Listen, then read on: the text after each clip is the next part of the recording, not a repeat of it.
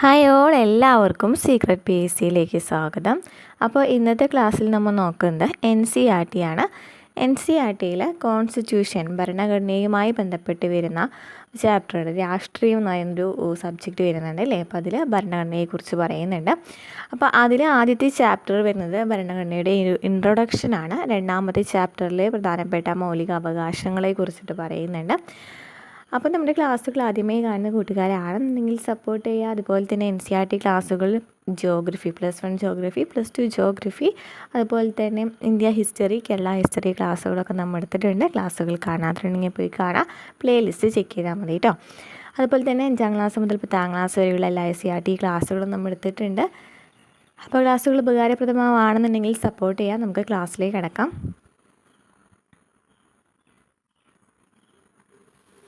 അപ്പോൾ +1 പൊളിറ്റിക്സിൽ വരുന്ന ഭാഗങ്ങൾ നമുക്ക് നോക്കാം. ആദ്യത്തെ ചാപ്റ്റർ ഭരണഘടനയാണ്. ഭരണഘടന എങ്ങനെയാണ് നിർമ്മിച്ചതെന്നും അതുപോലെ തന്നെ ഇതുകൊണ്ട് എന്താണ് കാര്യം എന്നൊക്കെയാണ് ആ ഒരു ചാപ്റ്ററിൽ പറയുന്നത്. നെക്സ്റ്റ് ഇന്ത്യൻ ഭരണഘടനയിലെ അവകാശങ്ങൾ, നമുക്കറിയാം ഇമ്പോർട്ടൻ്റ് ആയിട്ടുള്ളൊരു ചാപ്റ്റർ തന്നെയാണ്. നെക്സ്റ്റ് തെരഞ്ഞെടുപ്പും പ്രാതിനിധ്യവും, കാര്യനിർവഹണ വിഭാഗം, നിയമനിർമ്മാണ സഭ, നീതിന്യായ വിഭാഗം, ഫെഡറലിസം, പ്രാദേശിക ഗവൺമെൻറ്, ഭരണഘടന ഒരു സജീവ പ്രമാണമെന്ന നിലയിൽ ഭരണഘടനയുടെ തത്വശാസ്ത്രം. അപ്പോൾ നമ്മളൊരു ക്വിക്ക് റിവിഷനാണ് ഉദ്ദേശിക്കുന്നത് കേട്ടോ. കാരണം നമുക്ക് ഈ ഒരു ചാപ്റ്ററൊക്കെ എടുക്കാമെന്ന് പറയുമ്പോൾ അധികം സമയമില്ല അല്ലെ, നമുക്കിനി കഴിയില്ല. അപ്പോൾ നമുക്ക് പ്രധാനമായിട്ടുള്ള കാര്യങ്ങൾ മാത്രം നമുക്ക് പഠിച്ചു പോകാം. ആദ്യത്തെ ചാപ്റ്ററിൽ പറയുന്നത് എന്താണ്, ഭരണഘടന എന്തുകൊണ്ട് എങ്ങനെ. ഭയങ്കര ഡീപ്പായിട്ടുള്ള ചാപ്റ്റർ തന്നെയാണ്. എങ്ങനെയാണിത് എന്നുള്ളത് ഡീറ്റെയിൽ ആയിട്ട് പറയുന്നുണ്ട്. നമുക്കിതിലെ പ്രധാനപ്പെട്ട പോയിൻറ്റ്സ് മാത്രം നോക്കാം കേട്ടോ. നമുക്ക് ടെക്സ്റ്റ് ബുക്കിൽ ഒരു ടേബിൾ കൊടുത്തിട്ടുണ്ട്, ഓക്കെ, ഒരു ബോക്സ് കൊടുത്തിട്ടുണ്ട്. ആ ബോക്സ് നമുക്കൊന്ന് വായിച്ച് നോക്കാം. ആദ്യം ഭരണഘടന നിർമ്മാണ സഭയുടെ പ്രസിഡന്റ് ഡോക്ടർ രാജേന്ദ്ര പ്രസാദും ഡ്രാഫ്റ്റിംഗ് കമ്മിറ്റിയുടെ ചെയർമാൻ ഡോക്ടർ BR അംബേദ്കറും പരസ്പരം അഭിവാദ്യം ചെയ്യുന്നു. എന്താ പറയുന്നത്, ഡ്രാഫ്റ്റിംഗ് കമ്മിറ്റി അംഗങ്ങൾ പ്രത്യേകിച്ചും അതിൻ്റെ ചെയർമാനായ ഡോക്ടർ BR അംബേദ്കർ സ്വന്തം അനാരോഗ്യം പോലും വകവയ്ക്കാതെ അത്യുത്സാഹത്തോടും അർപ്പണ മനോഭാവത്തോടും പ്രവർത്തിച്ചു എന്ന് മറ്റാരേക്കാൾ നന്നായി ഞാൻ മനസ്സിലാക്കി. ഡ്രാഫ്റ്റിംഗ് കമ്മിറ്റിയിൽ അംഗമായും പിന്നീട് അതിൻ്റെ ചെയർമാനായും അംബേദ്കർ നിയമിക്കാൻ നാം എടുത്ത തീരുമാനത്തിൻ്റെ അത്രയും ശരിയായ മറ്റൊരു തീരുമാനവും നമുക്ക് എടുക്കുവാൻ കഴിയുമായിരുന്നില്ല. തൻ്റെ തിരഞ്ഞെടുക്കലിനെ അദ്ദേഹം അന്വർത്ഥമാക്കിയെന്ന് മാത്രമല്ല, ഏൽപ്പിച്ച ജോലി ദീപ്തമാക്കുകയും ചെയ്തു. ഇതുമായി ബന്ധപ്പെട്ട് കമ്മിറ്റിയിലെ അംഗങ്ങൾക്കിടയിൽ അവരുടെ പ്രവർത്തനങ്ങളെ വേർതിരിച്ച് കാണുക അനവസരത്തിലുള്ളതായിരിക്കാം. അപ്പോൾ ഇവിടെ നമുക്ക് പഠിക്കേണ്ടത് ഡ്രാഫ്റ്റിംഗ് കമ്മിറ്റി ചെയർമാൻ ആരാണ്. ഡ്രാഫ്റ്റിംഗ് കമ്മിറ്റി ചെയർമാൻ ആരാണ്, ഡോക്ടർ BR അംബേദ്കർ ആണ്. ഭരണഘടന നിർമ്മാണ സഭയുടെ പ്രസിഡന്റ് ആരാണ്, ഡോക്ടർ രാജേന്ദ്ര പ്രസാദാണ്. ഇനി നമുക്ക് ക്ലാസ്സിലേക്ക് കിടക്കാം. അപ്പോൾ പ്രധാനമായിട്ടും ആ ഒരു ചാപ്റ്ററിൽ പറയുന്ന കാര്യങ്ങളാണ് നമ്മൾ നോട്ട്സായിട്ട് പറയുന്നത് കേട്ടോ. ഫസ്റ്റ്, ഭരണഘടന എന്നാൽ എന്ത്, ഭരണഘടനയുടെ കർത്തവ്യങ്ങൾ എന്തെല്ലാം, ഇതൊക്കെ ഡീറ്റെയിൽ ആയിട്ട് ഇതിൽ പറയുന്നുണ്ട്. സമയം കിട്ടുമ്പോൾ ഒക്കെ ജസ്റ്റ് ഒന്ന് വായിച്ച് നോക്കാം കേട്ടോ. എന്താണ് ഭരണഘടന എന്ന് വെച്ചാൽ, ഒരു രാജ്യത്തിൻ്റെ അടിസ്ഥാന നിയമങ്ങളെയാണ് ഭരണഘടന എന്ന് പറയുന്നത് അല്ലേ. എന്താണ്, ഒരു രാജ്യത്തെ അടിസ്ഥാന നിയമങ്ങളെയാണ് ഭരണഘടന എന്ന് പറയുന്നത്. അതായത് ഗവൺമെൻറ്റിൻ്റെ അധികാരങ്ങളും പ്രവർത്തനങ്ങളും എന്തൊക്കെയാണെന്നും ഈ അധികാരങ്ങളുടെ അടിസ്ഥാന തത്വങ്ങളും നിയമങ്ങളും എന്തായിരിക്കണമെന്നും നിർദ്ദേശിക്കുന്ന പ്രമാണമാണ് ഭരണഘടന. എന്താണ് ഭരണഘടന, ഗവൺമെൻറ്റിൻ്റെ അധികാരങ്ങളും പ്രവർത്തനങ്ങളും എന്തൊക്കെയാണെന്നും ഈ അധികാരങ്ങളുടെ അടിസ്ഥാന തത്വങ്ങളും നിയമങ്ങളും എന്തായിരിക്കണമെന്ന് നിർദ്ദേശിക്കുന്ന പ്രമാണത്തെയാണ് ഭരണഘടന എന്ന് പറയുന്നത്. ഇനി ചോദിച്ചിട്ടുണ്ട് എന്തൊക്കെയാണ് കർത്തവ്യങ്ങൾ എന്ന്. ഇതിൽ ഓരോ പോയിൻറ്റ്സും ഡീറ്റെയിൽ ആയിട്ട് പറയുന്നുണ്ട് കേട്ടോ. അപ്പോൾ എന്തൊക്കെയാണ് ഭരണഘടനയുടെ കർത്തവ്യങ്ങൾ, വ്യത്യസ്ത വിഭാഗത്തിൽപ്പെട്ട ആളുകൾക്കിടയിൽ സഹകരണവും കൂട്ടായ്മയും വർദ്ധിപ്പിക്കുന്നു. എന്താണ്, വ്യത്യസ്ത വിഭാഗത്തിൽപ്പെട്ട ആളുകൾക്കിടയിൽ സഹകരണം കൂട്ടായ്മ വർദ്ധിപ്പിക്കുന്നു. നിയമം നിർമ്മിക്കേണ്ടത് ആരാണെന്നും പ്രധാനപ്പെട്ട തീരുമാനങ്ങൾ എടുക്കേണ്ടത് ആരാണെന്നും ഭരണഘടന നിർദ്ദേശിക്കുന്നുണ്ട്. നിയമം നിർമ്മിക്കേണ്ടത് ആരാണെന്നുള്ളതും അതുപോലെ തന്നെ പ്രധാന തീരുമാനങ്ങൾ എടുക്കേണ്ടത് ആരാണെന്നുള്ളതും ഭരണഘടന നിർദ്ദേശിക്കുന്നുണ്ട്. ഭരണഘടന ഗവൺമെൻറ്റിൻ്റെ അധികാരങ്ങൾക്ക് പരിധി നിർണ്ണയിക്കുന്നു. ഭരണഘടന ഗവൺമെൻറ്റിൻ്റെ അധികാരങ്ങൾക്ക് പരിധി നിർണ്ണയിക്കുന്നു. ഭരണഘടന പൗരന്മാരുടെ അവകാശങ്ങൾ സംരക്ഷിക്കുന്നു. ഭരണഘടന ജനങ്ങളുടെ ആഗ്രഹങ്ങളും അഭിലാഷങ്ങളും പ്രതിഫലിപ്പിക്കുന്നു. അപ്പോൾ പ്രധാനമായിട്ടും പഠിക്കേണ്ട കർത്തവ്യങ്ങൾ ഏതൊക്കെയാണ്, വ്യത്യസ്ത വിഭാഗത്തിൽപ്പെട്ട ിടയിൽ സഹകരണവും കൂട്ടായ്മയും വർദ്ധിപ്പിക്കുന്നു. അതുപോലെ തന്നെ നിയമം നിർമ്മിക്കേണ്ടത് ആരാണെന്നും അതുപോലെ തന്നെ പ്രധാനപ്പെട്ട തീരുമാനങ്ങൾ എടുക്കേണ്ടത് ആരാണെന്നൊക്കെ ഭരണഘടന കൃത്യമായിട്ട് പറയുന്നുണ്ട്. ഇനി ഭരണഘടന ഗവൺമെൻറ് അധികാരങ്ങൾക്ക് പരിധി നിർണ്ണയിക്കുന്നുണ്ട്. നമുക്കിത് സ്റ്റേറ്റ്മെൻ്റ് ആയിട്ടൊക്കെ ചോദിച്ചിട്ടുണ്ട് അല്ലേ? കഴിഞ്ഞ ക്വസ്റ്റ്യൻ പേപ്പറൊക്കെ നോക്കുകയാണെന്നുണ്ടെങ്കിൽ കാണാം ഈ ഒരു ഗവൺമെൻറ് അധികാരങ്ങൾക്ക് പരിധി നിർണ്ണയിക്കുന്നില്ല എന്നൊക്കെ പറഞ്ഞിട്ട് സ്റ്റേറ്റ്മെൻറ്റ് വന്നിട്ടുള്ളതാണ്. ഇനി പൗരന്മാരുടെ അവകാശങ്ങൾ സംരക്ഷിക്കുന്നു, അത് നമുക്കറിയാവുന്ന കാര്യമാണ്. പിന്നെ ജനങ്ങളുടെ ആഗ്രഹങ്ങളും അഭിലാഷങ്ങളും പ്രതിഫലിപ്പിക്കുന്നു. പ്രധാനപ്പെട്ട കർത്തവ്യങ്ങൾ പഠിച്ചല്ലോ. എന്തൊക്കെയാണ്? വ്യത്യസ്ത വിഭാഗത്തിൽപ്പെട്ട ആളുകൾക്കിടയിൽ സഹകരണവും കൂട്ടായ്മയും വർദ്ധിപ്പിക്കുക, അതുപോലെ തന്നെ നിയമം നിർണ്ണയിക്കേണ്ടത്, അതുപോലെ തന്നെ എന്താണ് പ്രധാനപ്പെട്ട തീരുമാനങ്ങൾ എടുക്കേണ്ടതൊക്കെ ആരാണെന്നുള്ളത് തീരുമാനിക്കുക, അതുപോലെ തന്നെ ഗവൺമെൻറ്റിൻ്റെ അധികാരങ്ങൾക്ക് പരിധി നിർണ്ണയിക്കുന്നുണ്ട്. പിന്നെ ജനങ്ങളുടെ അവകാശങ്ങളൊക്കെ ഉറപ്പ് നൽകുന്നുണ്ട്, ആഗ്രഹങ്ങളും അഭിലാഷങ്ങളും പ്രതിഫലിപ്പിക്കുന്നുണ്ട്. നെക്സ്റ്റ് നമുക്ക് ആ ഒരു ചാപ്റ്ററിൽ വേറെ കുറേ നമ്മുടെ ഇന്ത്യ അല്ലാതെ വേറെ കുറേ ഭരണഘടനയെക്കുറിച്ചൊക്കെ പറയുന്നുണ്ട്. നമുക്കതിനൊന്നും ആവശ്യമില്ല. നമ്മുടെ ഭരണഘടനാ നിർമ്മാണ സമിതിയെക്കുറിച്ച് നമുക്ക് പഠിക്കാം. ഭരണഘടനാ നിർമ്മാണ സമിതിയുടെ രൂപീകരണത്തെക്കുറിച്ച് വിവരിക്കാൻ പറഞ്ഞിട്ടുണ്ട്. ഒന്ന് ആലോചിച്ച് നോക്കി, എന്തൊക്കെയാണ് നമ്മൾ PSC പഠിച്ചിട്ടുള്ളത്? ഇന്ത്യൻ ഭരണഘടന ഔപചാരികമായി തയ്യാറാക്കിയത് ആരാണ്? ഭരണഘടനാ നിർമ്മാണ സഭയാണ് അല്ലേ? ഭരണഘടന തയ്യാറാക്കിയത്, കോൺസ്റ്റിറ്റ്യൂഷൻ എഴുതി തയ്യാറാക്കിയത്, കോൺസ്റ്റിറ്റ്യൂഷനെ കുറിച്ചിട്ട് ഇതിന് വേണ്ടിയിട്ട് പ്രവർത്തിച്ചതൊക്കെ അല്ലെങ്കിൽ ഇതിനെ ഔപചാരികമായി തയ്യാറാക്കിയതൊക്കെ ആരാണ്? കോൺസ്റ്റിറ്റ്യൂവൻ്റ് അസംബ്ലിയാണ് അല്ലേ? അതായത് ഭരണഘടനാ നിർമ്മാണ സഭയാണ്. ഇനി 1946 ഡിസംബർ 9 ഭരണഘടനാ നിർമ്മാണ സമിതിയുടെ ആദ്യ സമ്മേളനം ഡൽഹിയിൽ കൂടി. ഡോക്ടർ രാജേന്ദ്ര പ്രസാദ് ആയിരുന്നു ഭരണഘടനാ നിർമ്മാണ സഭയുടെ പ്രസിഡന്റ്. അപ്പോൾ നമുക്കറിയാം എന്നാണ് ഭരണഘടനാ നിർമ്മാണ സഭ നിലവിൽ വന്നത്? 1946 ഡിസംബർ 6 അല്ലേ? 1946 ഡിസംബർ 6 ഭരണഘടനാ നിർമ്മാണ സഭ നിലവിൽ വന്നത്. ആ സമയത്ത് ഡോക്ടർ സച്ചിദാനന്ദ സിൻഹയായിരുന്നു താൽക്കാലിക പ്രസിഡന്റ് ആയിട്ടുണ്ടായിരുന്നത് അല്ലേ? പിന്നീട് 1946 ഡിസംബർ 9 ആദ്യത്തെ സമ്മേളനം നടക്കുകയാണ്. ആ സമ്മേളനത്തിൽ ഡോക്ടർ രാജേന്ദ്ര പ്രസാദിനെ സ്ഥിരം പ്രസിഡൻ്റായി തിരഞ്ഞെടുത്തു. അതുപോലെ തന്നെ എന്തൊക്കെയാണ് ആദ്യത്തെ സമ്മേളനം നടന്നു അല്ലേ? ആദ്യത്തെ സമ്മേളനം നടന്നതെന്നാണ് 1946 ഡിസംബർ 9 ആ സമ്മേളനത്തിൽ ഡോക്ടർ രാജേന്ദ്ര പ്രസാദിനെ സ്ഥിരം പ്രസിഡൻ്റായിട്ട് തിരഞ്ഞെടുത്തു. ഇനി ഇന്ത്യ വിഭജിച്ചതിനെ തുടർന്ന് ഭരണഘടനാ നിർമ്മാണ സഭയുടെ അംഗസംഖ്യ 299 കുറഞ്ഞു. അപ്പം 389 ആദ്യം ഉണ്ടായിരുന്ന ജനസംഖ്യ എന്ന് പറയുന്നത്. പക്ഷേ എന്ത് സംഭവിച്ചു? ജനസംഖ്യ അല്ല, അംഗസംഖ്യ എന്ന് പറയുന്നത്. ഈ ഇന്ത്യ വിഭജനത്തിന് ശേഷം അത് എത്രയായിട്ട് കുറഞ്ഞു? 299 മാറി. ഇനി ഭരണഘടനാ നിർമ്മാണ സഭയിൽ 8 പ്രധാനപ്പെട്ട കമ്മിറ്റികൾ ഉണ്ടായിരുന്നു. ചോദിച്ചിട്ടുണ്ട് അല്ലേ? കമ്മിറ്റികളുടെ എണ്ണമൊക്കെ ചോദിച്ചിട്ടുണ്ട്. എത്ര കമ്മിറ്റികളാണ്? 8 പ്രധാനപ്പെട്ട കമ്മിറ്റികളാണ് ഉണ്ടായിരുന്നത്. ഇതിലേറ്റവും പ്രധാനപ്പെട്ടത് ഡ്രാഫ്റ്റിംഗ് കമ്മിറ്റി ആയിരുന്നു അല്ലേ? ഇതിലെ പ്രധാനപ്പെട്ട കമ്മിറ്റി ഇതാണ്, ഡ്രാഫ്റ്റിംഗ് കമ്മിറ്റിയാണ്. ഡ്രാഫ്റ്റിംഗ് കമ്മിറ്റിയുടെ ചെയർമാൻ ആരെന്ന് നമ്മൾ പഠിച്ചു? ഡോക്ടർ BR അംബേദ്കർ ആയിരുന്നു. ഇനി ഓരോ കമ്മിറ്റികളും ഭരണഘടനയുടെ പ്രത്യേക വ്യവസ്ഥകളുടെ കരട് തയ്യാറാക്കുകയും ഭരണഘടനാ നിർമ്മാണ സഭയിൽ ചർച്ചയ്ക്ക് വിധേയമാക്കുകയും ചെയ്തു. നമ്മൾ പഠിച്ചിട്ടുണ്ട് ഓരോന്നിലെ മൈനോറിറ്റീസ്, സബ് മൈനോറിറ്റീസ്, അതുപോലെ തന്നെ കുറേ കമ്മിറ്റികളൊക്കെ നമ്മൾ പഠിച്ചിട്ടുണ്ട് അല്ലേ? ഈ കമ്മിറ്റികളൊക്കെ തയ്യാറാക്കിയതിന് ശേഷം ഓരോ വിഷയങ്ങളാണ് ഉണ്ടായിരിക്കുക അല്ലേ? ഹൗസ് കമ്മിറ്റി ആരാണ്? പട്ടാഭി സീതാരാമയ്യാണ്. അതുപോലെ തന്നെ മൗലിക അവകാശങ്ങളുമായി ബന്ധപ്പെട്ട് വരുന്ന ആരാണ്? സർദാർ വല്ലഭായ് പട്ടേലാണ്. അപ്പോൾ ഇങ്ങനെ ഓരോ കമ്മിറ്റികളുണ്ട്. ഈ ഒരു കമ്മിറ്റികളെ ആദ്യം തന്നെ ഈ ഭരണഘടനാ നിർമ്മാണ സഭയിൽ അവതരിപ്പിക്കും. അതിനുശേഷമാണ് അത് പാസ്സാക്കുന്നത് അല്ലേ? ഇത് ഈ ചർച്ചയ്ക്ക് വിധേയമാക്കിയതിന് ശേഷമാണ് അത് പാസ്സാക്കുന്നത്. ഇനി 1949 നവംബർ 26 എന്താ പ്രത്യേകത?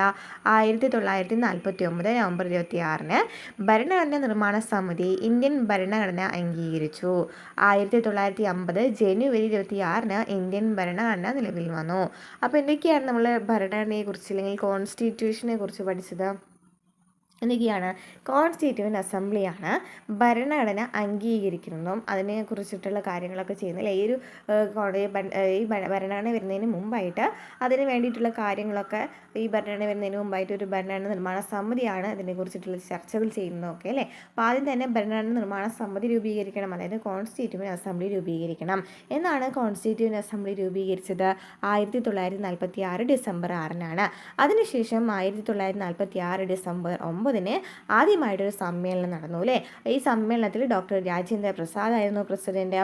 ഇനി പിന്നെ നമ്മൾ പ്രധാനമായിട്ടും പറഞ്ഞത് അംഗസംഖ്യ എത്രയായിട്ട് മാറി 299 മാറിയില്ല ഇന്ത്യ വിഭജനത്തിന് ശേഷം നോക്കുകയാണെന്നുണ്ടെങ്കിൽ. പിന്നെ 8 പ്രധാനപ്പെട്ട കമ്മിറ്റികളുണ്ടായിരുന്നു. ഇതിൽ പ്രധാനപ്പെട്ട കമ്മിറ്റി ഏതാണ്? ഡ്രാഫ്റ്റിംഗ് കമ്മിറ്റിയാണ്. ഡ്രാഫ്റ്റിംഗ് കമ്മിറ്റിയുടെ ചെയർമാൻ ആരാണ്? ഡോക്ടർ BR അംബേദ്കർ ആണ്. അപ്പോൾ ഇങ്ങനെ ഓരോ വിഷയങ്ങൾക്ക് ഓരോ പ്രധാനപ്പെട്ട കമ്മിറ്റികളുണ്ടായിരിക്കും. ഇത് കോൺസ്റ്റിറ്റ്യൂന്റ് അസംബ്ലിയിൽ ചർച്ചയ്ക്ക് വിധേയമാക്കും. അതിന് ശേഷമാണ് ഇത് അംഗീകരിക്കുന്നത്. ഇനി നെക്സ്റ്റ് നോക്കുകയാണെന്നുണ്ടെങ്കിൽ എന്നാണ് ഭരണഘടന നിർമ്മാണ സഭ അംഗീകരിച്ചെന്ന് പറയുന്നുണ്ട്. 1949 നവംബർ 26 അപ്പോൾ നവംബർ 26 പ്രത്യേകത എന്താണ്? ഭരണഘടനാ ദിനമാണ് അല്ലേ? ഭരണഘടനാ ദിനമാണ്. ഇനി നമ്മൾ പഠിച്ചതാണ് എന്നാണ് ഈ ഒരു റിപ്പബ്ലിക് ആയത് അല്ലാന്നുണ്ടെങ്കിൽ ഇന്ത്യൻ ഭരണഘടന നിലവിൽ വന്നതെന്നാണ്? 1950 ജനുവരി 26 ക്ലിയർ ആണല്ലോ? ഇത്രയൊക്കെയാണ് ഡീപ്പായിട്ട് അതിൽ പറയുന്നത് കേട്ടോ. നെക്സ്റ്റ് ലക്ഷ്യപ്രമേയത്തെ കുറിച്ചിട്ടാണ് പറയുന്നത്. 1946 ഡിസംബർ 13 ജവഹർലാൽ നെഹ്റുവാണ് ഭരണഘടനാ നിർമ്മാണ സഭയിൽ ലക്ഷ്യപ്രമേയം അവതരിപ്പിച്ചത്. അപ്പോൾ ആരാണ് ലക്ഷ്യപ്രമേയം അവതരിപ്പിച്ചതെന്ന് ചോദിക്കുകയാണെങ്കിൽ ആരാണ്? ജവഹർലാൽ നെഹ്റുവാണ്. ജവഹർലാൽ നെഹ്റു ആദ്യമായിട്ട് ലക്ഷ്യപ്രമേയം അവതരിപ്പിക്കുന്നതാണ് 1946 ഡിസംബർ 13 ഭരണഘടനാ നിർമ്മാണ സമിതിയുടെ ലക്ഷ്യങ്ങൾ എന്തായിരിക്കണമെന്നും ഭരണഘടന ഉയർത്തിപ്പിടിക്കേണ്ട മൂല്യങ്ങൾ എന്തായിരിക്കണമെന്നും ഈ ലക്ഷ്യപ്രമേയത്തിൽ ഉൾക്കൊള്ളുന്നു. അപ്പോൾ ഈ ലക്ഷ്യപ്രമേയത്തിൽ എന്താ പറയുന്നത്? ഭരണഘടന നിർമ്മാണ സമിതിയുടെ ലക്ഷ്യങ്ങൾ എന്തായിരിക്കണം, അതുപോലെ തന്നെ ഭരണഘടന ഉയർത്തിപ്പിടിക്കേണ്ട മൂല്യങ്ങൾ എന്തായിരിക്കണം എന്നൊക്കെയാണ് ഈ ലക്ഷ്യപ്രമേയത്തിൽ പറയുന്നത്. അപ്പോൾ ഈ ലക്ഷ്യപ്രമേയത്തിൽ പറയുന്ന പ്രധാനപ്പെട്ട കാര്യങ്ങൾ നമുക്ക് നോക്കാം. ഇന്ത്യ ഒരു സ്വതന്ത്ര പരമാധികാര റിപ്പബ്ലിക്കാണ്. ഇന്ത്യ ഒരു പരമാധികാര സ്വതന്ത്ര റിപ്പബ്ലിക്കാണ്. മുൻ ബ്രിട്ടീഷ് ഇന്ത്യൻ പ്രവിശ്യകളുടെയും നാട്ടുരാജ്യങ്ങളുടെയും യൂണിയൻ ആയിരിക്കും ഇന്ത്യ എന്നാണ് എന്താ പറയുന്നത്? ഈ മുൻ ബ്രിട്ടീഷ് ഇന്ത്യൻ പ്രവിശ്യകളുടെയും നാട്ടുരാജ്യങ്ങളുടെയും യൂണിയൻ ആയിരിക്കും ഇന്ത്യ. ഇന്ത്യയുടെ പരമാധികാരവും ഭരണഘടനയും ജനങ്ങളിൽ നിന്നും ഉത്ഭവിക്കുന്നതാണ്. ഇന്ത്യയുടെ പരമാധികാരവും ഭരണഘടനയും ജനങ്ങളിൽ നിന്നും ഉത്ഭവിക്കുന്നതാണ്. എല്ലാ വിഭാഗം ജനങ്ങൾക്കും സാമൂഹികവും രാഷ്ട്രീയവും സാമ്പത്തികവുമായ നീതി ഉറപ്പാക്കണം. എല്ലാ വിഭാഗം ജനങ്ങൾക്കും സാമൂഹികവും രാഷ്ട്രീയവും സാമ്പത്തികവുമായ നീതി ഉറപ്പാക്കണം. പിന്നോക്ക വിഭാഗക്കാർക്കും അധസ്ഥിതരായ ആളുകൾക്കും ഗോത്ര സമൂഹത്തിനും പ്രത്യേക സംരക്ഷണം നൽകണം. എന്താണ്? പിന്നോക്ക വിഭാഗക്കാർക്കും അധസ്ഥിതരായ ആളുകൾക്കും ഗോത്ര സമൂഹത്തിനും പ്രത്യേക സംരക്ഷണം നൽകണം. രാഷ്ട്രത്തിൻ്റെ അഖണ്ഡത നിലനിർത്തുക. ലോക സമാധാനത്തിനായി പ്രവർത്തിക്കുക. അപ്പോൾ എന്തൊക്കെയാണ് പ്രധാനമായിട്ട് വരുന്നത് ലക്ഷ്യപ്രമേയത്തെക്കുറിച്ചിട്ട്? ലക്ഷ്യപ്രമേയത്തിലെ പ്രധാനപ്പെട്ട കാര്യങ്ങൾ ഏതൊക്കെയാണ്? പ്രധാനപ്പെട്ട ഇനങ്ങൾ ഏതൊക്കെയാണ്? ഇന്ത്യ ഒരു സ്വതന്ത്ര പരമാധികാര റിപ്പബ്ലിക്കാണ്. അതുപോലെ തന്നെ മുൻ ബ്രിട്ടീഷ് ഇന്ത്യൻ പ്രവിശ്യകളുടെയും നാട്ടുരാജ്യങ്ങളുടെയും യൂണിയനാണ് ഇന്ത്യ എന്ന് പറയുന്നത്. ഇന്ത്യയുടെ പരമാധികാരവും ഭരണഘടനയും ജനങ്ങളിൽ നിന്നാണ് ഉത്ഭവിക്കുന്നത് അല്ലെ? ഇന്ത്യയുടെ പരമാധികാരം ഭരണഘടനയൊക്കെ എവിടെ നിന്നാണ് ഉത്ഭവിക്കുന്നത്? ജനങ്ങളിൽ നിന്നാണ് ഉത്ഭവിക്കുന്നത്. ഇനി എല്ലാ വിഭാഗം ജനങ്ങൾക്കും സാമൂഹികവും രാഷ്ട്രീയവും സാമ്പത്തികവുമായ നീതി ഉറപ്പാക്കണം. പിന്നോക്ക വിഭാഗക്കാർക്കും അധസ്ഥിതരായ ആളുകൾക്കും ഗോത്ര സമൂഹത്തിനും പ്രത്യേക സംരക്ഷണം നൽകണം. രാഷ്ട്രത്തിൻ്റെ അഖണ്ഡത നിലനിർത്തുക. ലോക സമാധാനത്തിനായി പ്രവർത്തിക്കുക. ക്ലിയർ ആണല്ലോ? അപ്പോൾ ലക്ഷ്യപ്രമേയം അവതരിപ്പിച്ചത് ആരാണ്? ജവഹർലാൽ നെഹ്റു ആണല്ലേ? എന്നാണ് 1946 ഡിസംബർ 13 ജവഹർലാൽ നെഹ്റു ലക്ഷ്യപ്രമേയം അവതരിപ്പിച്ചത്. എന്തൊക്കെയാണ് പറയുന്നത്? ഇന്ത്യ ഒരു സ്വതന്ത്ര പരമാധികാര റിപ്പബ്ലിക്കാണ്. അതുപോലെ തന്നെ നാട്ടുരാജ്യങ്ങളിലെയും ബ്രിട്ടീഷ് പ്രവിശ്യകളുടെയൊക്കെ യൂണിയനാണ് ഇന്ത്യ എന്ന് പറയുന്നത്. പരമാധികാരമൊക്കെ ജനങ്ങളിൽ നിന്നാണ് ഉത്ഭവിക്കുന്നത്. അതുപോലെ തന്നെ നീതി എല്ലാവർക്കും ഉറപ്പാക്കുന്നുണ്ട്. പിന്നെ എല്ലാ ഗോത്ര സമൂഹത്തിനും പിന്നോക്ക വിഭാഗക്കാർക്കും പ്രത്യേക സംരക്ഷണം നൽകുന്നുണ്ട്. രാഷ്ട്രത്തിൻ്റെ അഖണ്ഡത നിലനിർത്തുക. ലോക സമാധാനത്തിനായി പ്രവർത്തിക്കുക. നെക്സ്റ്റ് ക്വസ്റ്റ്യൻ എന്താണ്? ഭരണഘടനയുടെ ആധികാരികത എന്നാൽ എന്താണ്? ഇന്ത്യൻ ഭരണഘടനയുടെ ആധികാരികത നിർണ്ണയിക്കുന്ന ഘടകങ്ങൾ ഏതെല്ലാം? ഇതൊക്കെ ഡീറ്റെയിൽ ആയിട്ട് ഭയങ്കര എന്താ പറയുക ഡീപ്പായിട്ട് നമ്മുടെ ഈ ടെക്സ്റ്റ് ബുക്കിൽ പറയുന്നുണ്ട് കേട്ടോ. നമുക്ക് പ്രധാനമായിട്ടുള്ളത് നമ്മൾ നോക്കാം. ഭരണഘടനയുടെ സമൂഹത്തിലെ സ്വീകാര്യതയാണ് ആധികാരികത എന്നതുകൊണ്ട് അർത്ഥമാക്കുന്നത്. അപ്പോൾ ആധികാരികത എന്ന് വെച്ചാൽ ഈ ഭരണഘടനയുടെ സമൂഹത്തിലുള്ള സ്വീകാര്യതയാണ് പറയുന്നത് ഈ ആധികാരികത എന്ന് പറയുന്നത്. ഇന്ത്യൻ ഭരണഘടനയുടെ ആധികാരികത നിർണ്ണയിക്കുന്ന ഘടകങ്ങൾ താഴെ പറയുന്നു. എന്തൊക്കെയാണ് ഘടകങ്ങൾ? പ്രഖ്യാപന രീതി, അതുപോലെ തന്നെ നടപടിക്രമങ്ങൾ, ദേശീയ പ്രസ്ഥാനത്തിൻ്റെ പൈതൃകം, സ്ഥാനപരമായ ക്രമീകരണങ്ങൾ. എന്തൊക്കെയാണ്? പ്രഖ്യാപന രീതി. എന്താണ് പ്രഖ്യാപന രീതി എന്ന് വെച്ചാൽ ഭരണഘടനാ നിർമ്മാണ സഭയിലെ വിശദമായ ചർച്ചകൾക്കും സംവാദങ്ങൾക്കും ശേഷമാണ് ഭരണഘടന നിർമ്മിച്ചത് അല്ലേ? നമുക്കറിയാം ഒരു പ്രഖ്യാപന രീതി ഉണ്ടായിരുന്നു. ഭരണഘടന വരുന്നതിന് മുമ്പ് തന്നെ കുറേ ചർച്ചകളും അതുപോലെ തന്നെ ആദ്യം തന്നെ കോൺസ്റ്റിറ്റ്യൂന്റ് അസംബ്ലി രൂപീകരിച്ചു. അതിനുശേഷം അതിൽ കുറേ പ്രമേയങ്ങൾ അവതരിപ്പിച്ചു. അവിടെ എന്താണ് സംവാദങ്ങളൊക്കെ നടക്കുന്നുണ്ടായിരിക്കും. നെക്സ്റ്റ് നടപടിക്രമങ്ങൾ അല്ലേ. ഭരണഘടനാ നിർമ്മാണ സഭയിൽ 8 പ്രധാനപ്പെട്ട കമ്മിറ്റികളുണ്ടായിരുന്നു. വ്യത്യസ്ത വിഷയങ്ങൾ കൈകാര്യം ചെയ്തു. 8 പ്രധാനപ്പെട്ട കമ്മിറ്റികളും അഭിപ്രായ വ്യത്യാസങ്ങൾ സഭയിൽ പരിഹരിക്കുകയും സമവായത്തിൽ എത്തിച്ചേരുകയും ചെയ്തു അല്ലേ. അതിനുശേഷം ദേശീയ പ്രസ്ഥാനത്തിൻ്റെ പൈതൃകം എന്ന് വെച്ചാൽ എന്താണ്? ഇന്ത്യൻ സ്വാതന്ത്ര്യ സമരത്തിൽ ഉയർത്തിപ്പിടിച്ച സ്വാതന്ത്ര്യം, സമത്വം, മതേതരത്വം, സാർവലൗകികത, ജനാധിപത്യം എന്നീ ആശയങ്ങൾ ഭരണഘടനയിൽ ഉൾക്കൊള്ളിച്ചിട്ടുണ്ട്. നെക്സ്റ്റ് സ്ഥാനപരമായ ക്രമീകരണങ്ങൾ എന്തൊക്കെയാണ്? ഇന്ത്യൻ ഭരണഘടനയിൽ കാര്യനിർവഹണ വിഭാഗം, നിയമനിർമ്മാണ വിഭാഗം, നീതിന്യായ വിഭാഗം എന്നിവയ്ക്കിടയിൽ കൃത്യമായ അധികാര വിഭജനം നടത്തിയിട്ടുണ്ട്. കൂടാതെ കേന്ദ്രവും സംസ്ഥാനങ്ങളും തമ്മിലും കൃത്യമായ അധികാര വിഭജനം നടത്തിയിട്ടുണ്ട്. അപ്പോൾ സ്ഥാനപരമായ ക്രമീകരണങ്ങൾ എന്ന് വെച്ചാൽ എന്താണ്? ഇന്ത്യൻ ഭരണഘടനയിൽ നമുക്കറിയാം കാര്യനിർവഹണ വിഭാഗം, നീതിന്യായ വിഭാഗം, അതുപോലെ തന്നെ നിയമനിർമ്മാണ വിഭാഗം എന്നിങ്ങനെ 3 വിഭാഗങ്ങളുണ്ട്. അതുപോലെ തന്നെ കേന്ദ്രത്തിനും സംസ്ഥാനത്തിനും പ്രധാനപ്പെട്ട അധികാരങ്ങളെ കുറിച്ചിട്ട് അല്ലേ, അധികാര വിഭജനത്തെ കുറിച്ചിട്ടൊക്കെ പറയുന്നുണ്ട്. അപ്പോൾ ഇതൊക്കെയാണ് പ്രധാനമായിട്ടും വരുന്ന എന്ത് പറയുന്നത് ഈ ഭരണഘടനയുടെ ആധികാരികത നിർണ്ണയിക്കുന്ന ഘടകങ്ങൾ എന്ന് പറയുന്നത്. അപ്പോൾ എന്തൊക്കെയാണ്? ഒന്ന് പ്രഖ്യാപന രീതിയാണെന്ന് പറഞ്ഞു. പ്രഖ്യാപന രീതിയിൽ എന്താണ്? നമുക്കറിയാം കോൺസ്റ്റിറ്റ്യൂഷൻ അസംബ്ലിയിൽ എന്താണ് പ്രധാനമായിട്ടും ചർച്ചകളും സംവാദങ്ങളൊക്കെ ഈ ഭരണഘടന നിർമ്മിക്കുന്നതിന് മുമ്പ് തന്നെ എന്താണ് ഇതിനെ കുറിച്ചിട്ടുള്ള സംവാദങ്ങളും അതുപോലെ തന്നെ ചർച്ചകൾക്കൊക്കെ വിധേയമാകുന്നുണ്ട്. പൊതുയുക്തിക്കാണ് അവിടെ സംവാദങ്ങളുടെ അടിസ്ഥാനം എന്ന് പറയുന്നത്. പൊതുയുക്തിയായിരുന്നു. നടപടിക്രമങ്ങൾ എന്ന് വെച്ചാൽ നടപടിക്രമങ്ങൾ എന്ന് വെച്ചാൽ 8 പ്രധാനപ്പെട്ട കമ്മിറ്റികളുണ്ടായിരുന്നു. ഈ പ്രധാനപ്പെട്ട കമ്മിറ്റികൾക്ക് ഓരോ വിഷയങ്ങളുണ്ടായിരുന്നു. അതിനെക്കുറിച്ച് അവിടെ ചർച്ച ചെയ്തിട്ടുണ്ടായിരുന്നു അല്ലേ. നെക്സ്റ്റ് എന്താണ്? ദേശീയ പ്രസ്ഥാനത്തിൻ്റെ പൈതൃകം. അതായത് നമ്മൾ സ്വാതന്ത്ര്യത്തിന് വേണ്ടിയിട്ട് എന്തിനു വേണ്ടിയിട്ടൊക്കെയായിരുന്നു ഈ സ്വാതന്ത്ര്യം നടന്നിട്ടുണ്ടായിരുന്നത്. അപ്പോൾ അതിലെ പ്രധാനപ്പെട്ട സ്വാതന്ത്ര്യ, സമത്വം, മതേതരത്വം, സാർവിക ലൗകികത, അതുപോലെ തന്നെ ജനാധിപത്യം എന്നീ ആശയങ്ങളെല്ലാം ഈ ഒരു ഭരണഘടനയിൽ ഉൾക്കൊള്ളിച്ചിട്ടുണ്ട് അല്ലേ. ഇനി സ്ഥാനപരമായ ക്രമീകരണങ്ങൾ എന്ന് വെച്ചാൽ എന്താണ്? സ്ഥാനം അല്ലേ, അതായത് പ്രസിഡന്റ്, പ്രധാനമന്ത്രി, അങ്ങനെ നമുക്കറിയാം അല്ലേ, സുപ്രീം കോടതി, അങ്ങനെ പല വിഭാഗങ്ങളിലെല്ലാം അതായത് കാര്യനിർവഹണ വിഭാഗം, നീതിന്യായ വിഭാഗം, പിന്നെ നിയമനിർമ്മാണ വിഭാഗം എന്നിങ്ങനെ തിരിച്ചിട്ടുണ്ട്. അതുപോലെ തന്നെ എന്താണ് ഇതിൽ അധികാര വിഭജനം നടത്തിയിട്ടുണ്ട് അല്ലേ. ഇവർക്കുള്ള അധികാര വിഭജനത്തെക്കുറിച്ച് പറയുന്നുണ്ട്. അതുപോലെ തന്നെ കേന്ദ്രവും സംസ്ഥാനങ്ങൾക്കുള്ള അധികാര വിഭജനത്തെക്കുറിച്ചും പറയുന്നുണ്ട്. ലിസ്റ്റുകളെക്കുറിച്ച് പറയുന്നുണ്ട്. ക്ലിയർ ആണല്ലോ. നെക്സ്റ്റ് അത് വരുന്നത് ഇന്ത്യൻ ഭരണഘടനയിലെ കടമെടുത്ത വ്യവസ്ഥകൾ ഏതെല്ലാമാണെന്നാണ്. നമുക്ക് ടെക്സ്റ്റ് ബുക്കിൽ കാണാനായിട്ട് സാധിക്കും. കടമെടുത്ത വ്യവസ്ഥകൾ എന്ന് പറയുന്നൊരു ഭാഗം ബ്രിട്ടീഷ് ഭരണഘടനയിൽ നിന്നും കടമെടുത്തിട്ടുള്ളത് ഏതൊക്കെയാണ്? ബ്രിട്ടനിൽ നിന്നും കടമെടുത്തിരിക്കുന്നത്. അപ്പം ഭരണഘടനയിൽ കടമെടുത്ത ആശയങ്ങളൊക്കെ നമ്മൾ ഡീറ്റെയിൽ ആയിട്ട് കുറേ പോയിൻറ്റ്സ് ഒക്കെ പഠിച്ചിട്ടുള്ളതായിരിക്കും. പക്ഷെ നമുക്ക് NCERT കറക്റ്റായിട്ട് എടുത്ത് പറയുന്ന ആശയങ്ങൾ പഠിച്ചു വെച്ചിരിക്കണം. ബ്രിട്ടനിൽ നിന്നും കടമെടുത്തിരിക്കുന്ന ഏതൊക്കെയാണ്? കേവല ഭൂരിപക്ഷ വ്യവസ്ഥ, പാർലമെൻ്ററി ഭരണ സമ്പ്രദായം. എന്തൊക്കെയാണ്? കേവല ഭൂരിപക്ഷ വ്യവസ്ഥ, പാർലമെൻ്ററി ഭരണ സമ്പ്രദായം, നിയമവാഴ്ച എന്ന ആശയം, സ്പീക്കറുടെ സ്ഥാനവും അതുപോലെ തന്നെ അവരുടെ പങ്കും, നിയമനിർമ്മാണ നടപടിക്രമം. നെക്സ്റ്റ് ഐറിഷ് ഭരണഘടന. എന്താണ്? അയർലൻഡിൽ നിന്ന് എടുത്തിരിക്കുന്നത് എന്തൊക്കെയാണ്? നിർദ്ദേശതത്വങ്ങളാണ്. രാഷ്ട്ര നയവുമായി ബന്ധപ്പെട്ട നിർദ്ദേശതത്വങ്ങൾ. നെക്സ്റ്റ് ഫ്രാൻസിൻ്റെ ഭരണഘടന എന്തൊക്കെയാണ്? സ്വാതന്ത്ര്യം, സമത്വം, സാഹോദര്യം എന്നീ തത്വങ്ങൾ. നെക്സ്റ്റ് എന്താണ്? കനേഡിയൻ ഭരണഘടന. അതായത് കാനഡയിൽ നിന്നും എടുത്തിട്ടുള്ളതാണ് ചോദിച്ചിരിക്കുന്നത്. ഇതൊക്കെയാണ് അർദ്ധ ഫെഡറൽ ഗവൺമെൻറ്, അവശിഷ്ടാധികാരം എന്ന ആശയം അല്ലേ. കനേഡിയൻ ഭരണഘടനയിൽ നിന്നും എടുത്തിരിക്കുന്നത് എന്തൊക്കെയാണ്? അർദ്ധ ഫെഡറൽ ഗവൺമെൻറ്, അതായത് ശക്തമായ കേന്ദ്ര ഗവൺമെൻറ്റോട് കൂടിയ ഫെഡറൽ സമ്പ്രദായം, അവശിഷ്ടാധികാരം എന്ന ആശയം. നെക്സ്റ്റ് അമേരിക്കൻ ഭരണഘടന. അമേരിക്കയിൽ നിന്നോ മൗലികാവകാശങ്ങളെ കുറിച്ച് എടുത്തിട്ടുണ്ടായിരുന്നു. അതുപോലെ തന്നെ നീതിന്യായ പുനഃപരിശോധന അധികാരത്തെക്കുറിച്ച്, നീതിന്യായ വിഭാഗത്തിൻ്റെ സ്വാതന്ത്ര്യത്തെക്കുറിച്ച്. അപ്പോൾ എന്തൊക്കെയാണ് പ്രധാനമായിട്ടും ഇവിടെ പറഞ്ഞത്? ബ്രിട്ടീഷ് ഭരണഘടനയിൽ നിന്നും കേവല ഭൂരിപക്ഷ വ്യവസ്ഥ, പാർലമെൻ്ററി സമ്പ്രദായം, നിയമവാഴ്ച, സ്പീക്കർ, നിയമനിർമ്മാണ നടപടിക്രമം. നെക്സ്റ്റ് ഐറിഷ് ഭരണഘടന. അതായത് അയർലാൻഡിൽ നിർത്തിയിരിക്കുന്നത് എന്തൊക്കെയാണ്? രാഷ്ട്ര നയവുമായി ബന്ധപ്പെട്ട നിർദ്ദേശക തത്വങ്ങളാണ്.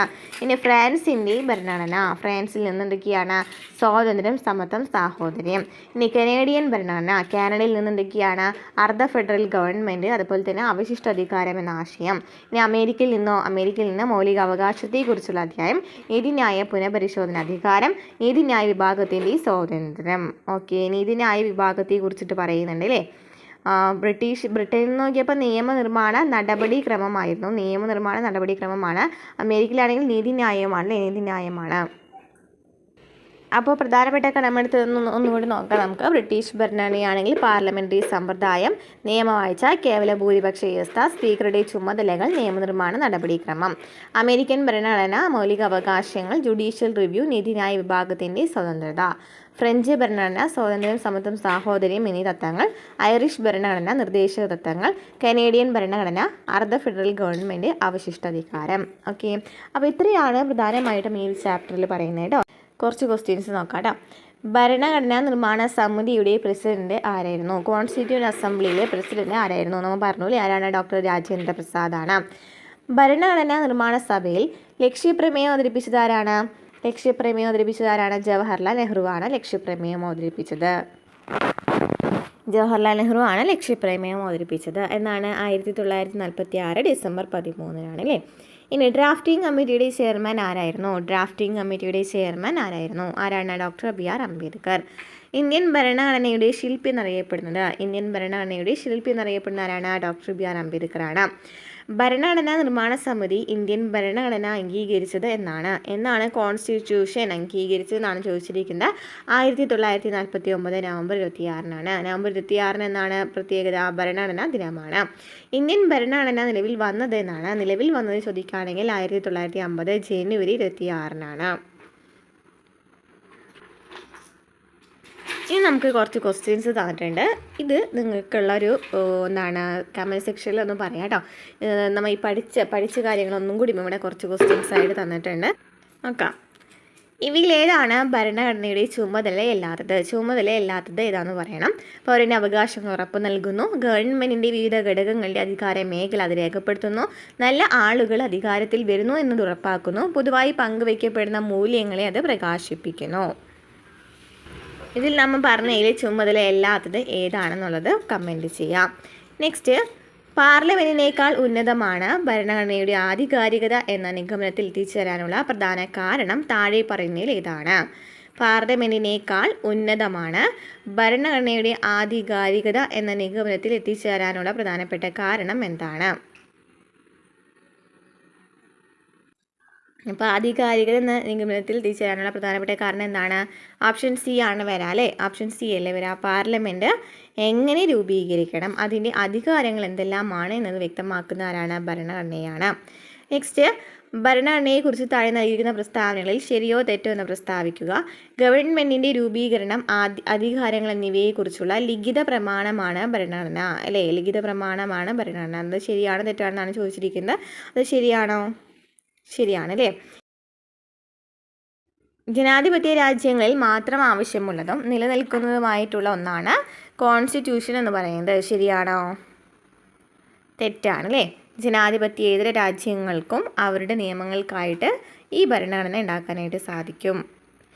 അതായത് എക്സാമ്പിൾ പറയുകയാണെങ്കിൽ രാജ്യഭരണം അല്ലെങ്കിൽ മിലിറ്ററി ഭരണം ഉള്ളിടത്തൊക്കെ ഈ ഒരു ഭരണഘടന രൂപീകരിക്കുന്നതിനായിട്ട് കുഴപ്പമൊന്നുമില്ല.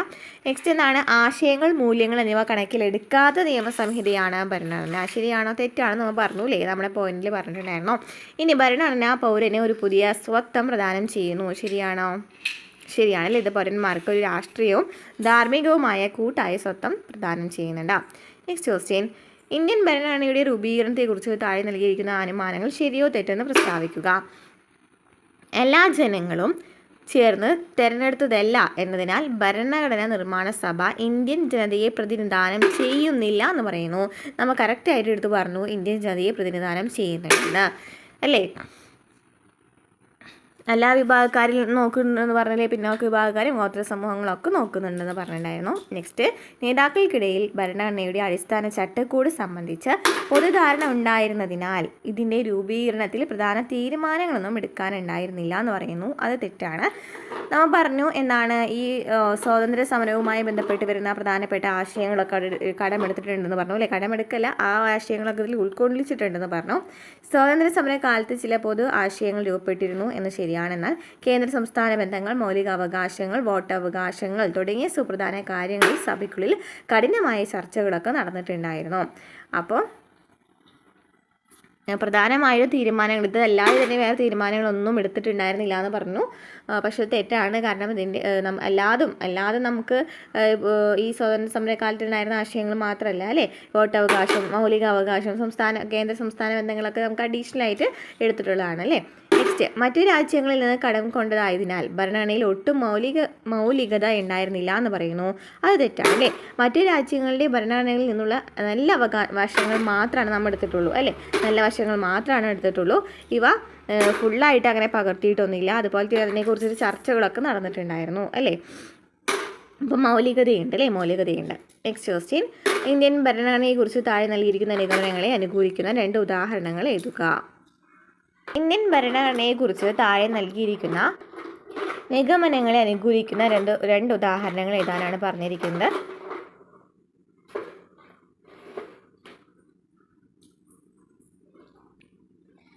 ജനങ്ങളുടെ അംഗീകാരം നേടാൻ കഴിഞ്ഞ വിശ്വാസ്യതയുള്ള നേതാക്കന്മാരാണ് ഭരണഘടന തയ്യാറാക്കിയത്. ശരിയാണോ? ശരിയാണല്ലേ. അല്ലെങ്കിൽ നമ്മൾ ശരിയാണെന്നല്ല ചോദിച്ചിരിക്കുന്നത്, അതിന് പ്രധാനപ്പെട്ട ഉദാഹരണങ്ങൾ എഴുതാനാണ് പറഞ്ഞിരിക്കുന്നത്. അതിനെ ഒരു എക്സാമ്പിൾ പറയുകയാണെന്നുണ്ടെങ്കിൽ നമുക്കറിയാം, മഹാത്മാഗാന്ധി, ജവഹർലാൽ നെഹ്റു, അതുപോലെ തന്നെ BR അംബേദ്കർ തുടങ്ങിയവരാണ് ഈ ഭരണഘടന നിർമ്മാണത്തിന് നേതൃത്വം നൽകിയിട്ടുണ്ടായിരുന്നില്ലേ. അതുപോലെ തന്നെ നേതാക്കന്മാരെ കുറിച്ച് പറയുകയാണെന്നുണ്ടെങ്കിൽ പിന്നെന്തൊക്കെയാണ് പറയുക, വ്യാപകമായ അംഗീകാരം, അതായത് ഈ നേതാക്കൾക്ക് ജനങ്ങൾക്കിടയിൽ വലിയ വിശ്വാസ്യത ഉണ്ടായിരുന്നു, അതിനാൽ തന്നെ ഇതെല്ലാം അംഗീകരിച്ചു. നെക്സ്റ്റ്, ഭരണഘടനയെ അട്ടിമറിക്കാൻ കഴിയാത്ത തരത്തിൽ അത് അധികാരം വിതരണം ചെയ്യുന്നു. അധികാര വികേന്ദ്രീകരണത്തെക്കുറിച്ചാണ് പറയുന്നത് അല്ലേ. നമുക്കറിയാം, അധികാരം ഒരു വ്യക്തിയിലോ സ്ഥാപനത്തിലോ കേന്ദ്രീകരിക്കാതെ നിയമനിർമ്മാണ സഭ, ഭരണനിർവ്വഹണ വിഭാഗം, നീതിന്യായ വിഭാഗം എന്നിങ്ങനെ തിരിച്ചിട്ടുണ്ടെന്ന് പറഞ്ഞു. അതുപോലെ തന്നെ സ്വതന്ത്ര സ്ഥാപനങ്ങളുണ്ട് അല്ലേ. ഏതൊക്കെയാണ്? CAG, തെരഞ്ഞെടുപ്പ് കമ്മീഷൻ, അങ്ങനെ പ്രധാനപ്പെട്ട സ്വതന്ത്ര സ്ഥാപനങ്ങളും ഉണ്ട്. നെക്സ്റ്റ്, ജനങ്ങളുടെ പ്രതീക്ഷകളുടെയും അഭിലാഷങ്ങളുടെയും ആകെ തുകയാണ് ഭരണഘടന. ശരിയാണോ? ശരിയാണല്ലേ. മൗലിക അവകാശങ്ങളെക്കുറിച്ച് പറയുന്നുണ്ട്. അതുപോലെ തന്നെ മാർഗനിർദ്ദേശക തത്വങ്ങളെക്കുറിച്ച് പറയുന്നുണ്ട്. മൗലിക അവകാശങ്ങളിൽ ചിലതാണ് വിവേചനമില്ലാതെ എല്ലാ പൗരന്മാർക്കും അന്തസ്സോടെ ജീവിക്കാനുള്ള മൗലിക അവകാശങ്ങൾ ഉറപ്പ് നൽകുന്നുണ്ട്. അതുപോലെ നിർദ്ദേശക തത്വങ്ങൾ എന്ന് വെച്ചാലോ, സാമൂഹികവും സാമ്പത്തികവുമായ സമത്വം ഉറപ്പാക്കാനും ദാരിദ്ര്യം ഇല്ലാതാക്കാനും സർക്കാരുകൾക്ക് ആവശ്യമായ മാർഗനിർദ്ദേശങ്ങൾ ഭരണഘടന നൽകുന്നുണ്ട്. ക്ലിയർ ആണല്ലോ. ഇനി പ്രധാനമായും പഠിച്ചിരിക്കേണ്ട കുറച്ച് ക്വസ്റ്റ്യൻസ് നമുക്ക് നോക്കാം. PSCയുമായി ബന്ധപ്പെട്ട് പഠിച്ചു വെച്ചിരിക്കേണ്ട കുറച്ച് ക്വസ്റ്റ്യൻസ്, ഈ ഒരു ചാപ്റ്ററുമായിട്ട് റിലേറ്റീവ് ആയിട്ട് വരുന്ന കുറച്ച് ക്വസ്റ്റ്യൻസ് കേട്ടോ. ഫസ്റ്റ് ക്വസ്റ്റ്യൻ എന്താണ്? ഭരണഘടനാ നിർമ്മാണ സഭയുടെ അധ്യക്ഷൻ ആരാണ്? ഡോക്ടർ രാജേന്ദ്ര പ്രസാദ് ആണ് നമ്മൾ പറഞ്ഞു. ഡ്രാഫ്റ്റിംഗ് കമ്മിറ്റിയുടെ അധ്യക്ഷൻ BR അംബേദ്കർ ആണ്. ഭരണഘടനാ ശില്പി ആരാണ്? BR അംബേദ്കർ ആണ്. ഇനി രാജ്യസഭയുടെ അധ്യക്ഷൻ ആരാണ്? രാജ്യസഭയുടെ അധ്യക്ഷൻ ആരാണ്? വൈസ് പ്രസിഡന്റ് ആണ് അല്ലേ. രാജ്യസഭയുടെ അധ്യക്ഷൻ വൈസ് പ്രസിഡന്റ് ആണ്. ലോകസഭയുടെ അധ്യക്ഷൻ ആരാണ്? അപ്പോൾ ലോകസഭയുടെ അധ്യക്ഷൻ ആരാണ്? സ്പീക്കറാണ്. അപ്പോൾ രാജ്യസഭയുടെ അധ്യക്ഷൻ വൈസ് പ്രസിഡന്റും ലോകസഭയുടെ അധ്യക്ഷൻ ആരാണ്? സ്പീക്കറുമായിരിക്കും. ഇനി ഭരണഘടനയുടെ ഹൃദയവും ആത്മാവും എന്ന് ഡോക്ടർ BR അംബേദ്കർ വിശേഷിപ്പിച്ച ഭരണഘടനയിലെ ആർട്ടിക്കിൾ ഏതാണ്? ഏത് ആർട്ടിക്കിളിനെയാണ് ഡോക്ടർ BR അംബേദ്കർ ഹൃദയവും ആത്മാവും എന്ന് വിശേഷിപ്പിച്ചത്? ആർട്ടിക്കിൾ 32നെയാണ് അല്ലേ. ആർട്ടിക്കിൾ 32 ഭരണഘടനാപരമായ പരിഹാരങ്ങൾക്കുള്ള അവകാശത്തെക്കുറിച്ച് പറയുന്ന ആർട്ടിക്കിളാണ് ആർട്ടിക്കിൾ 32. നെക്സ്റ്റ്, ഹാനി തത്വം അവതരിപ്പിച്ചത് ആരാണ്? ഹാനി തത്വം അവതരിപ്പിച്ചത് ആരാണ്? JS മിൽ ആണ് ഹാനി തത്വം അവതരിപ്പിച്ചത്. ആരാണ്? JS മില്ലാണ്. തെരഞ്ഞെടുപ്പ് കമ്മീഷനെ കുറിച്ച് വിവരിക്കുന്ന ആർട്ടിക്കിൾ ഏതാണ്? ഏത് ആർട്ടിക്കിളാണ്? ആർട്ടിക്കിൾ 324 തെരഞ്ഞെടുപ്പ് കമ്മീഷനെ കുറിച്ച് പ്രതിപാദിക്കുന്നത്. നെക്സ്റ്റ്, പ്രായപൂർത്തി വോട്ടവകാശത്തെക്കുറിച്ച് പ്രതിപാദിക്കുന്ന അനുച്ഛേദം ഏതാണ്? പ്രായപൂർത്തി വോട്ടവകാശത്തെക്കുറിച്ച് പറയുന്നതാണ് ആർട്ടിക്കിൾ 326. ഭരണഘടനാ ഭേദഗതിയെക്കുറിച്ച് പറയുന്ന അനുച്ഛേദം ഏതാണ്? ഭേദഗതിയെക്കുറിച്ച് പറയുന്നത് ആർട്ടിക്കിൾ 368 ആണ് അല്ലേ. ആർട്ടിക്കിൾ 368. നെക്സ്റ്റ്, നമുക്ക് ഒരു കുറച്ച് ചേരുമടി ചേർക്കുകയാണ്. നമുക്ക് കറക്റ്റായിട്ടുള്ള ആൻസറാണ് ഇതിൽ തന്നിരിക്കുന്നത് കേട്ടോ. ഭയത്തിൽ നിന്നുള്ള മോചനം എന്ന് പറയുന്നത് ആരുടേതാണ്? ആങ് സാൻ സൂക്കിയുടേതാണ് ഭയത്തിൽ നിന്നുള്ള മോചനം. ഇനി സ്വാതന്ത്ര്യത്തിലേക്കുള്ള ദീർഘനടത്തം ആരാണ്? നെൽസൺ മണ്ടേലയാണ്. ഹിന്ദു സ്വരാജ് ആരുമായി ബന്ധപ്പെട്ടതാണ്? മഹാത്മാഗാന്ധിയുമായി ബന്ധപ്പെട്ടതാണ്. വെള്ളം, വാട്ടർ ആരുടേതാണ്? ദീപ മെത്തയുടേതാണ്. ഇനി സ്വാതന്ത്ര്യത്തിലേക്ക്, ഓൺ ലിബർട്ടി ആരുടേതാണ്? JS മില്ലിൻ്റേതാണ്. സാത്താൻ്റെ വചനങ്ങൾ ആരുടേതാണ്? സൽമാൻ റുഷ്ദിയാണ് അല്ലേ. സാത്താൻ്റെ വചനങ്ങൾ സൽമാൻ റുഷ്ദി. നീതി സിദ്ധാന്തം ജോൺ റോൾസ്. Republic Plato. അപ്പോൾ നമുക്കറിയാം പ്ലേറ്റോ ഒക്കെ ചോദിച്ചിട്ടുണ്ട് അല്ലേ കുറേ പ്രാവശ്യം. അതുപോലെ തന്നെ ഹിന്ദു സ്വരാജ് ചോദിച്ചിട്ടുണ്ട്. പിന്നെ ഇതൊക്കെയാണ് ഓക്കെ ഒന്നുകൂടി പഠിച്ചു നോക്കാം. ഭയത്തിൽ നിന്നുള്ള മോചനം Aung San Suu Kyi, സ്വാതന്ത്ര്യത്തിലേക്കുള്ള ദീർഘനടത്തം Nelson Mandela, Hindu Swaraj Mahatma Gandhi, water Deepa Mehta, സ്വാതന്ത്ര്യത്തിലേക്ക് അല്ലെങ്കിൽ ഓൺ ലിബർട്ടി എന്ന് പറയുന്നത് JS മില്ലിൻ്റെതാണ്. സാധാരണ വചനങ്ങൾ സൽമാൻ റുഷ്ദി, നീതി സിദ്ധാന്തം John Rolls, republic Plato. Next ഭരണഘടന നിർമ്മാണ സഭയിൽ ലക്ഷ്യപ്രമേയം അവതരിപ്പിച്ചത് ആരാണ് ജവഹർലാൽ നെഹ്റു ആണ്. ഇനി പ്രധാനമായിട്ടും കടമെടുത്തിരിക്കുന്ന ആശയങ്ങളെക്കുറിച്ച് പറയുന്നുണ്ട്. നമ്മൾ പറഞ്ഞ കാര്യങ്ങൾ തന്നെയാണ്. നെക്സ്റ്റ് മനുഷ്യാവകാശ ദിനമായി ആചരിക്കുന്നത് എന്നാണ്? മനുഷ്യാവകാശ ദിനം എന്നാണ്? ഡിസംബർ 10 അല്ലേ? ഡിസംബർ 10 മനുഷ്യാവകാശ കമ്മീഷൻ. ദേശീയ മനുഷ്യാവകാശ കമ്മീഷൻ നിലവിൽ വന്നത് എന്നാണ്? ദേശീയ മനുഷ്യാവകാശ കമ്മീഷൻ നിലവിൽ വന്നത് എന്നാണ്? 1993 മൗലിക കർത്തവ്യങ്ങളെക്കുറിച്ച് പറയുന്ന അനുച്ഛേദം ഏതാണ്? മൗലിക കർത്തവ്യങ്ങളെക്കുറിച്ച് പറയുന്ന അനുച്ഛേദം ഏതാണ്? ആർട്ടിക്കിൾ 51 നിർദ്ദേശക തത്വങ്ങളെക്കുറിച്ച് പറയുന്ന അനുച്ഛേദം ഏതാണ്? ഭാഗം ഏതാണ്? ഭാഗം 4 അല്ലേ? ഭാഗം 4 എന്ത് പറയുന്നത്? നിർദ്ദേശക തത്വങ്ങളെക്കുറിച്ച് പറയുന്നത്. നെക്സ്റ്റ് താഴെ പറയുന്ന ഭരണാധികാരങ്ങളെ 3 ലിസ്റ്റുകളിലായിട്ട് പട്ടികപ്പെടുത്താനാണ്. നമുക്ക് ആൻസർ കറക്റ്റ് ആയിട്ടാണ് കൊടുത്തിരിക്കുന്നത് കേട്ടോ. യൂണിയൻ ലിസ്റ്റ് കേന്ദ്ര ലിസ്റ്റിൽ വരുന്ന ഏതൊക്കെയാണ്? പ്രതിരോധം, ആണവോർജം, കറൻസി, റെയിൽവേ, ബാങ്കിങ്, യുദ്ധവും സമാധാനവും, വിദേശകാര്യം, തപാൽ, വാർത്താവിനിമയം, വിദേശ വ്യാപാരം, വ്യോമയാനം. ഇമ്പോർട്ടൻ്റ് ആണ്. യൂണിയൻ ലിസ്റ്റിൽ കേന്ദ്ര ലിസ്റ്റിൽ പറയുന്ന ആശയങ്ങൾ ഏതൊക്കെയാണ്? പ്രതിരോധം, ആണവോർജം, കറൻസി, റെയിൽവേ, ബാങ്കിങ്, യുദ്ധവും സമാധാനവും, വിദേശകാര്യം, തപാൽ, വാർത്താവിനിമയം, വിദേശ വ്യാപാരം, വ്യോമയാനം. നെക്സ്റ്റ് സംസ്ഥാന ലിസ്റ്റ് സ്റ്റേറ്റ് ലിസ്റ്റിൽ പറയുന്നത് എന്തൊക്കെയാണ്? ക്രമസമാധാനം, പോലീസ്, ജയിൽ, പ്രാദേശിക ഗവൺമെൻറ്റുകൾ, കൃഷി, മദ്യനിരോധനം, പൊതുജനാരോഗ്യം. സംസ്ഥാന ലിസ്റ്റിൽ വരുന്നത് എന്തൊക്കെയാണ്? ക്രമസമാധാനം, പോലീസ്, ജയിൽ, പ്രാദേശിക ഗവൺമെൻറ്റുകൾ, കൃഷി, മദ്യനിരോധനം, പൊതുജനാരോഗ്യം.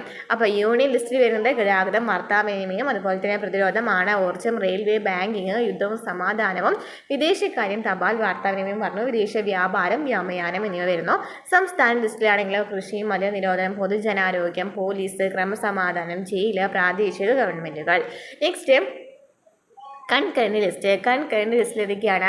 വനം, വിദ്യാഭ്യാസം, വിവാഹം, മായം ചേർക്കൽ, ദത്തെടുക്കൽ, പിന്തുടർച്ച അവകാശം, തൊഴിൽ സംഘടനകളൊക്കെ എപ്പോഴും ചോദിക്കുന്നുണ്ട്. അപ്പോൾ കൺകറന്റ് ലിസ്റ്റിൽ ഏതൊക്കെയാണ്? വനം, വിദ്യാഭ്യാസം, വിവാഹം, മായം ചേർക്കൽ, ദത്തെടുക്കൽ, പിന്തുടർച്ച അവകാശം, തൊഴിൽ സംഘടനകൾ. നെക്സ്റ്റ് സർവീസുകളെ കുറിച്ചിട്ടാണ്. ഓൾ ഇന്ത്യ സർവീസ് അതായത് അഖിലേന്ത്യാ സർവീസിലാണ് IPSഉം IASഉം വരുന്നത്. ഇനി സെൻട്രൽ സർവീസ് അതായത് കേന്ദ്ര സർവീസിലാണ് IFSഉം IRSഉം വരുന്നത്. സ്റ്റേറ്റ് സർവീസിൽ സംസ്ഥാന സർവീസിലാണ് സെയിൽസ് ടാക്സ് ഓഫീസർ വരുന്നത്. ഇനി രാജ്യസഭയുടെ എക്സ് ഒഫീഷ്യോ ചെയർമാൻ ആരാണ്? നമ്മൾ പറഞ്ഞു അല്ലേ? വൈസ് പ്രസിഡന്റ് ആണ് രാജ്യസഭയുടെ എക്സ് ഒഫീഷ്യോ ചെയർമാൻ. നെക്സ്റ്റ് ഭരണഘടനയുടെ ധർമ്മങ്ങളെക്കുറിച്ച് ചുരുക്കി പ്രതിപാദിക്കാൻ പറഞ്ഞിട്ടുണ്ട്. ഏതൊക്കെയാണ് ധർമ്മങ്ങൾ? ഭരണഘടന ഏകോപനവും ഉറപ്പും നൽകുന്നുണ്ട്, തീരുമാനമെടുക്കാനുള്ള അധികാരം വ്യക്തമാക്കുന്നു അല്ലേ?